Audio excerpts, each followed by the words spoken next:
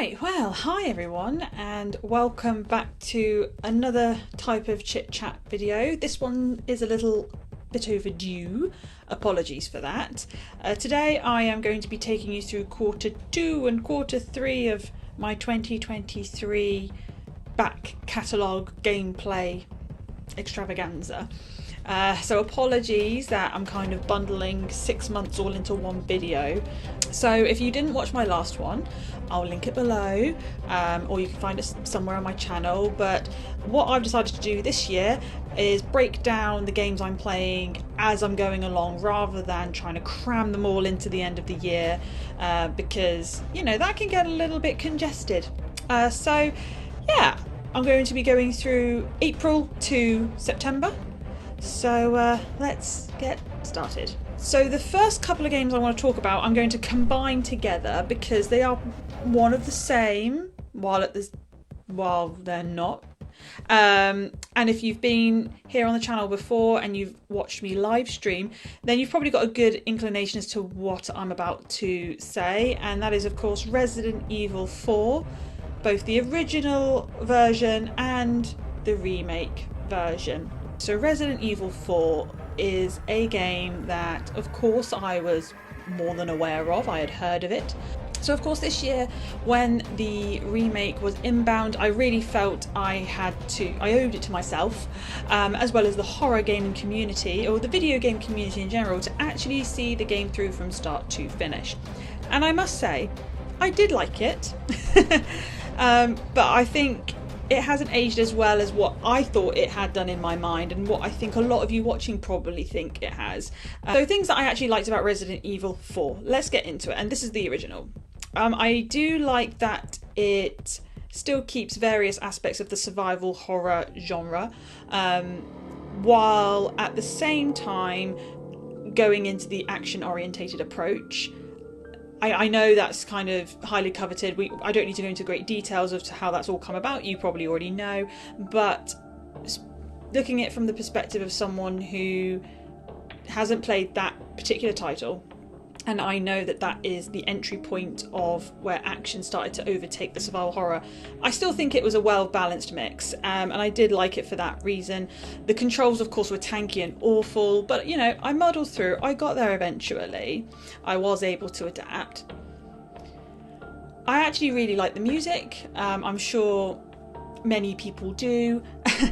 It's very memorable, and it kind of lives rent-free in my head. The voice acting, on the other hand, flat out hilarious. That's not to say it's good or bad. There's just such a comedic undertone with the script, as well as how it's delivered. It makes the whole experience quite campy and quite light-hearted in a roundabout sense. So it gives you a bit of respite when you've just finished either a massive encounter, or you've gone through an area that was a little bit suspenseful. Having a little bit of chit chat between Salazar and Leon, or Hunnigan, whoever, and it's usually one-liners. It breaks it up. It kind of puts you back in a sense of relaxation in a weird sort of a way. Of course, QTEs were a massive thing at that point in gaming, and I don't hate QTEs. I've come to realise how much I miss them. There was a point in time where you kind of measured your gaming ability based on how quickly you were able to react to QTEs, and I've definitely lost that skill over time, and I'm sort of kind of wishing they would make a comeback. I know they're kind of a key feature of the dark picture games in a roundabout sense, but they don't hit quite in the same way as what they do in a action type game. The only gripe I really have with Resident Evil 4 is the enemy designs. While they are creepy, I would have preferred flat out traditional zombies. The parasitic Plagueis thing, it just doesn't hit with me in the Resident Evil games. It hits in other games, but for whatever reason I don't see it as impactful and scary in a Resident Evil game. But I think that's all down to design and delivery rather than the baseline ethos of it, if that makes sense. Bearing all that in mind and moving on to the Resident Evil 4 remake, which is where I really want to stick my teeth into, I really did enjoy that game. It is by far and a much needed improvement. Improvement's probably not the right word actually, but it takes the source material, does it justice, it keeps faithful, while at the same time really expanding on all the themes and all the designs and giving it the lease of life that it really probably should have. It does take all the existing aspects of the original game and, you know, improves them in a way that makes it more impactful for modern standards. The only thing that didn't mesh with me was Albert Wesker's voice. And I haven't played Separate Ways yet, so don't spoil that for me, please. And I'm not comparing anything from that in this little segment here. I'm purely talking about the base game. But I really didn't like Wesker's voice in what I heard throughout that part of the game. Ada's voice, on the other hand, I didn't hate it. I just think it might have been acted a little bit incorrectly in terms of she sounds like a straight up villain, and I know she's not a goodie, she's not even an anti-hero, she's a bit of a loose cannon of sorts, but her voice acting did sound more villainous rather than playful, whimsical kind of, you know, non-biased party. But I didn't actually think the acting was bad per se. I don't think the controversy that came with it was not merited at all. Yeah, so, but Resident Evil 4, it's consistent with all of the games we've seen in the RE engine so far. I think I probably speak for a lot of people when I say I'm very excited at the concept and the prospect of more older Resident Evil games being remade in the existing RE engine. That kind of opens up for many possibilities, but the actual gameplay was really smooth, really fluid. It is just a good romp. I think Resident Evil games are hard to kind of review or commentate on when they've already got such a huge following, such a huge fan base, and already have a lot of coverage out there in the world. I do like it. Do I love Resident Evil games? No, I don't love them. I am not team Resident Evil in that respect, but I had a good enough time with both the remake and the original version of 4 to want to go back and play them again at some point when I have more time, and of course it makes me yearn for more with future titles. The next game I want to talk about briefly, because I haven't actually finished it, it's a game I was actually looking out for quite some time. It just took a bit longer than I anticipated, and that is Gungrave G.O.R.E. So Gungrave G.O.R.E. was developed by a Korean studio, I believe, and it's part of an established franchise. The last game, I think it was over a decade ago, and it was a VR title only, so I don't think many people played it. I know I certainly didn't. And then the only game that came prior to that was one on the PS2, or was there two on the PS2? Might have been two, but I never got around to playing those either. However, there was an anime which is actually really hard to track down. I might have to resort to watching it on YouTube, which I don't really want to have to do. I was really excited for this game when they announced it. I just thought it looked cool. It's very much reminiscent of the type of games I would have played like 18, 20 years ago, or would have liked to have played and never had the chance, and games that I played in the late 2000s, early 2010s. But by the time it released and I got it in my hands and went to play it, it's okay. It's very rinse and repeat. I haven't finished the game, like I say, but the section I have played, it's like a bullet hell kind of game. It's a third person shooter, and that's pretty much all you're getting with it. It's not really making much attempt to expand on the old formula, from what I can tell. There's not much platforming involved. It is just shooting, bullet hell. There isn't much variety in enemy types and bosses, and so far the bosses I've actually thought haven't been overly challenging. What it does do, it does recap the storyline from the previous game, so at least you get caught up in terms of what's going on with the lore and the story. But from an interactive perspective, it really doesn't feel like you're engaging that much. You're kind of just going through the motions. It's another title I do endeavour to finish at some point, but I'm not in a great rush. Do I recommend people go out and buy it? Maybe not. Maybe not, no. If it becomes free on some sort of subscription service, be that Games Pass or PS Plus or whatever, then, you know, it's free, so what have you got to lose? But I'm not going to go out of my way and recommend it this time around. Another game I want to talk about is one that came to be quite a disappointment, actually, and that is Conarium. Now, this is a title that I had in my wish list for years and years and years. It is a first-person walking type of simulator. It's a horror-based game, very much, or it is definitely set within the Cthulhu and H.P. Lovecraft mythos, or it draws inspiration from all that sort of, you know, fiction. And like I say, it was quite disappointing. I thought it was going to be far more in the vein of maybe Amnesia, you know, that type of game where there's a lot more demanded of you as far as hiding is concerned, or getting away from enemies, puzzle solving, yada yada. However, there were little to no jump scares. The Lovecraftian themes aren't used particularly liberally, and not as much as what they probably could have. Games such as the Call of Cthulhu game that came out about 5-6 years ago, and The Sinking City, those are definitely much better examples of Lovecraft horror games that are single player experiences. Those I can recommend, but Conarium, it fell really flat for me, I must say. Moving on to a game that doesn't really need much introduction, because hopefully some of you watched me play it, and that is Alfred Hitchcock's Vertigo. This was such a pleasant surprise of a game.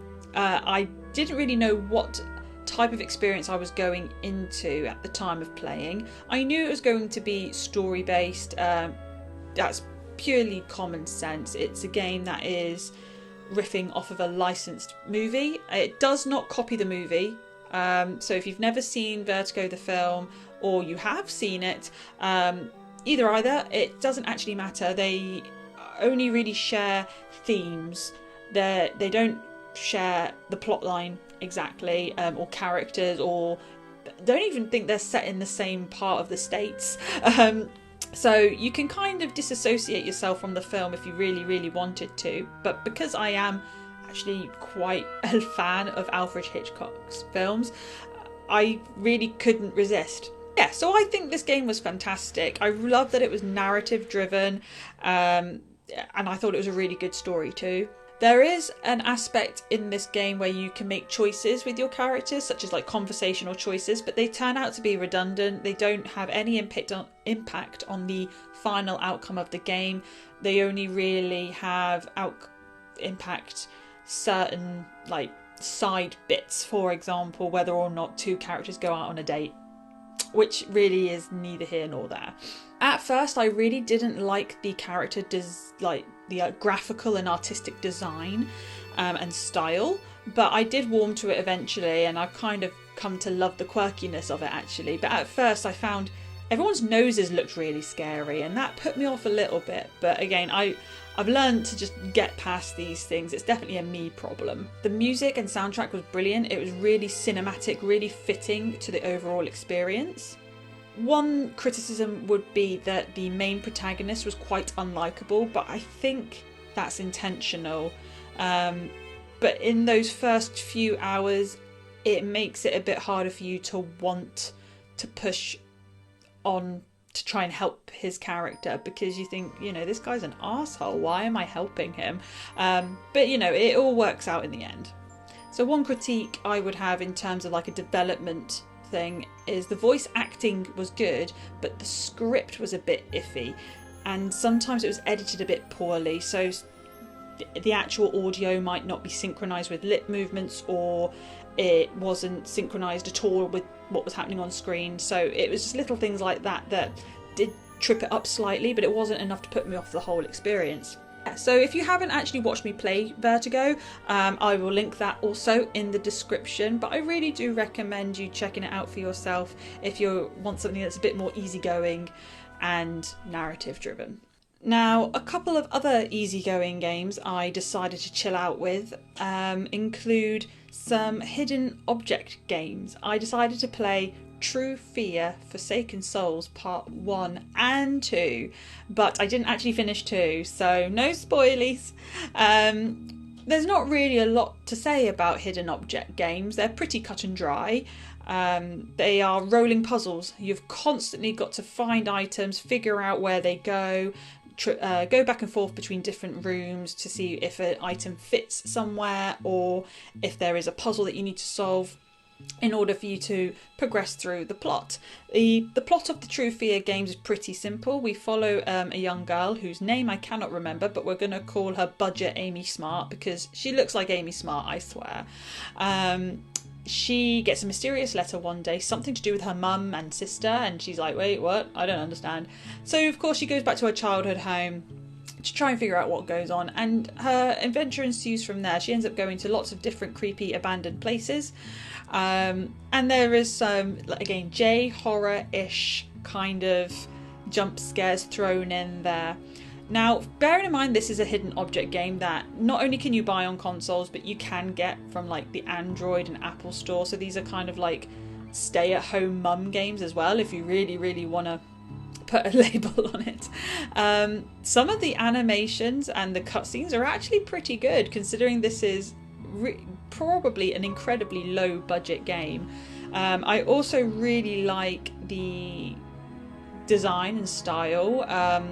It's a lot of like hand painted, or it's probably, you know, not actually hand painted, but you know what I mean. Yeah, the backgrounds are great. That all looks really cool. It's got such a dark and creepy tone to it. I've played quite a few hidden object games, all it's set in different times and different places, and I think so far these are like some of my favourite ones. The actual plot and pacing reminds me very much of a late 90s, early noughties kind of horror film. It's got some of that cheesy tropiness to it, which I don't mean as a criticism at all. It's kind of nostalgic in a weird sort of a way. I think the music, I can't really give the game credit for the music because I think it's just royalty-free music that they've thrown in somewhere. I'm not entirely sure. It all sounds very familiar. So I'm pretty certain it's just royalty-free stuff. But, you know, it fits. It's fitting and it does set the tone for the game. This game, now, I would not say that this is a turn off your brain game by any stretch. It's actually probably the total opposite. But you can still take your time with it, and you can lower the difficulties if you want an easier time with it. Okay, now moving on to July. So we're now at the halfway point. Moving on to quarter 3. The big game that came in at the end of June and took up all of my July. That's right, you've probably guessed it. Final Fantasy XVI. And boy, I have a lot to say about Final Fantasy XVI. And I'm glad in a way that I've waited this long to talk about it, because I liked it. I didn't love it, and now that the dust has settled, it's been a few months since I played it, I'm looking back in retrospect, and there's a lot about that game I did not like. In fact, there's a lot of stuff about it that I would have quite easily have lived without or done without, but there's a great deal of lovable and enjoyable aspects of it too, so it kind of compensates. So Final Fantasy XVI, I really do have to give it huge credit and congratulations to its music. I even bought the soundtrack and unboxed that somewhere on my channel, which I don't buy soundtracks that often these days. You know, I really have to love it to buy it, and it is some top-notch cinematic quality music. The graphic fidelity and design of this game is also top-notch. They used an engine that I believe they built in-house again, or I'm not too sure what engine it was, but it was fantastic. Some of the areas were just breathtaking. You could see every shard of like dust or crystal in the air. It was great, and it gives me hope that if that same team, so if Creative Business Unit 3 or indeed that engine particularly is used to remake any of the older Final Fantasies, that would be something. And then also some of the characters I really liked, some I did not. So again, that's where there's a little bit of unevenness. Ultimately, I will say, though I liked the game, there was a lot of disappointing aspects to it, which I am finding hard to look past. My first playthrough was on the action difficulty. You know, you get two choices between story and between action. I chose action because I figured, well, that will make it harder. It won't be a cakewalk, and it will just give me that little bit of challenge that I desire, to which it didn't. And I didn't use the rings. I didn't realise that the rings were like the noob rings, but I didn't use them anyway. So I did the full playthrough on that difficulty. I then unlocked the Final Fantasy difficulty for my second playthrough. Final Fantasy difficulty should have been just the bog standard difficulty. If I'm perfectly frank, that should have been one difficulty. You enter the game on Final Fantasy difficulty, get on with it. However, I got to a certain point on my second playthrough where I just felt burnt out. I had been playing the game for maybe 6 weeks solid at that point. Maybe not even that long, but I really did pour all of my spare time into it. And I just felt like I'd hit a wall and I just couldn't play it anymore, which is a shame, because I think that again is very telling of how I felt about the game. The fact that I didn't want to persevere and carry on all the way to the end. Yeah, but again, little things like the lackluster side quests, some of these tacked on NPCs, and if I'm honest, ending wasn't great. I didn't care much for the ending. It just left me with a bit of a sour taste in my mouth, but I try to rationalise that with the aspects that I've already mentioned that I did enjoy. The main story to play through was good. The combat was okay. It was definitely an improvement on 15, but I much prefer Final Fantasy VII Remake's combat. I think they've hit a real sweet spot with that game, and that's the combat I would like to see going forward in more Final Fantasies, to be honest. I do have to give Final Fantasy XVI huge praise for little quality of life additions that they made, such as the active time lore and the tomes. So you get a lot of story thrown at you throughout the game whilst you are actively playing. But if at any point you just feel like you've gotten lost, or you can't remember who certain characters are or what certain events have happened, you can refer back to all of that in the form of a character called Tomes, or is he called Tomes, or does he just look after the tomes? Forgotten his name now. And then you've also got the active time lore, where you can pause a scene and it'll have keywords relating to that scene that you can then backtrack. So it's like an active index. So things like that are a really good idea, and I would like to think they'll include things like that going forward as well. But overall, Final Fantasy XVI, it sits somewhere. It sits maybe at a like rather than a love. You know, so you've got things that you like, you all love, like, dislike, and hate. It definitely does not sit at dislike or hate.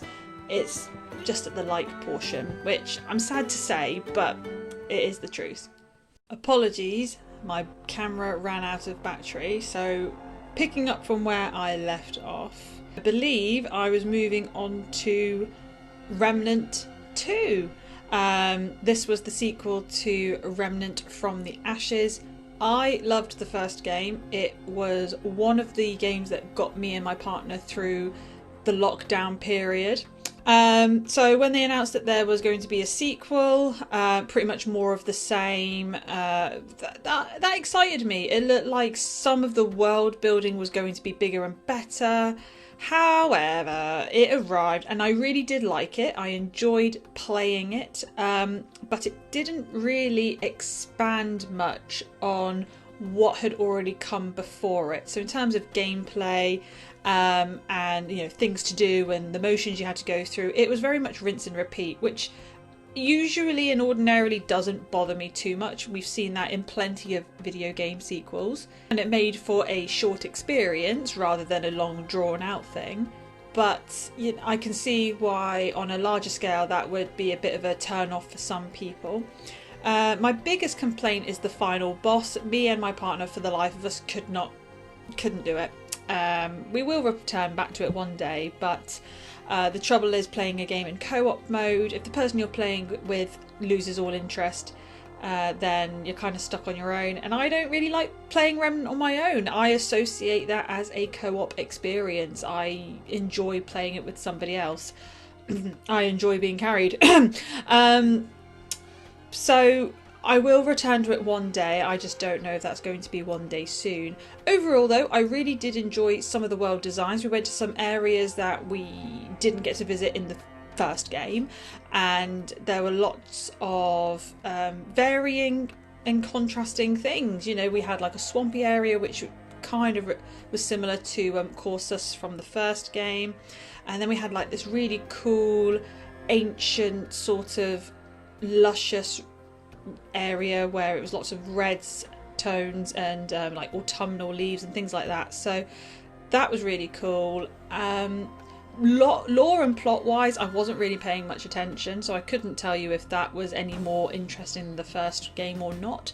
That's something I will probably have to look into at another time. But overall, Remnant 2, I did like it, but it did fall a little short of the expectations that I had for it. Then August rolls around and I was treated to a game that I knew I was going to love, but I didn't realise just how much I was going to love it, and that is of course Atelier Mari, the HD remake. Now, for anyone who's been here long enough knows that I have a real soft spot for the Atelier franchise. Cozy games in general aren't my niche, they aren't something I gravitate to on the regular, but the Atelier franchise and series is one that I hold dear.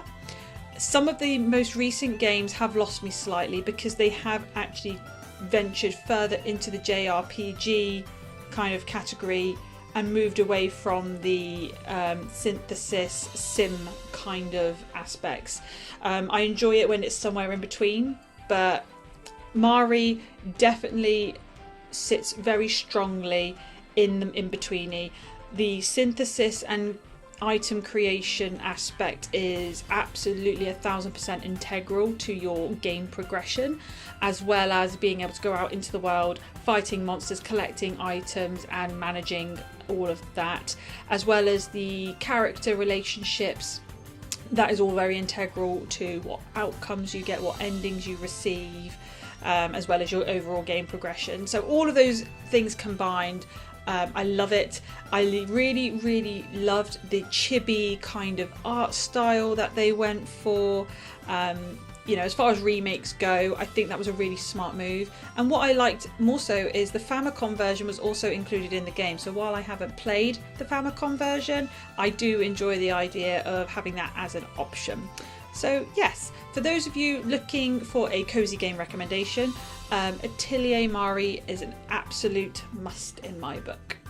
Last, and certainly by no means least, you should know what it is I'm about to mention. It is a game that has captured my heart and my soul and my mind, and that is Daymare 1994 Sandcastle. I streamed this early and I still fully acknowledge that the version I presented in the streams wasn't the finest, wasn't the finished, and wasn't the best version of the game out there, but I have done like a long play and I've uploaded that to the channel with, you know, the updates and all the rest of it, and I just absolutely love that game. I love the franchise overall. I can't wait to go back to Daymare 1998. I think I'm going to look at that game in a very different light now, story-wise, as 94 is a prequel to 1998. For those of you who don't know what I'm talking about, it is a action-based survival horror that really leans into its inspirations, mostly from games like Resident Evil 2. You get like maybe some callbacks and to games like Silent Hill in terms of game map, like the HUD mapping and things like that, or item interaction, puzzle solving, all the rest of it. It's got that mixture of all the classic elements that people want in a survival horror game, and it also offers what I think is actually quite a strong story. It really takes what I had, expectations I had from 1998, and it did kind of dim them down slightly. The action side of it was much more baseline, much more straightforward. You have 2 weapons, you reload them, you point and you shoot. That's really it. You do have an additional accessory, the frost grip. That is a really, really fun tool to use. So you can freeze your enemies and smash them up if you're out of ammo, so you're not left with, up shit creek without a paddle if you can't find any more ammunition. So all of that I found quite fun, stressful at times, but fun. The main character of Delilah, who you play as, is actually, I find her quite likeable, level-headed, smart and resourceful, as well as, acted well. I think her voice was really nice. Some of the facial animations overall and the cutscenes sometimes were a bit janky, a bit wooden, but I overlook things like that when it comes to a game that comes from a smaller studio with lesser resources, that sort of thing. Music is a 10. I can't wait for the soundtrack to come out. I've got it wish listed on Steam. I really can't say enough about this game in a positive light. Obviously it does have its weak spots, it does have little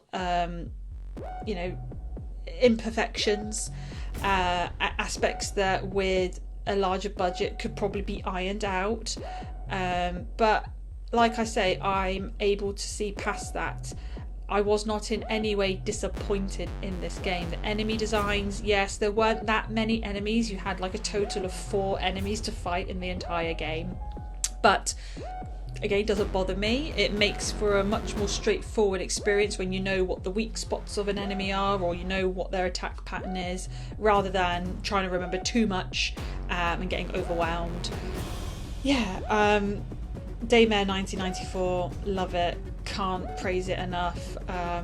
If you haven't played it for yourself, I really do recommend it. If you're not too sure, then by all means you're welcome to watch my playthrough, though I'm probably not the best person to watch, but it would mean a lot to me if you did.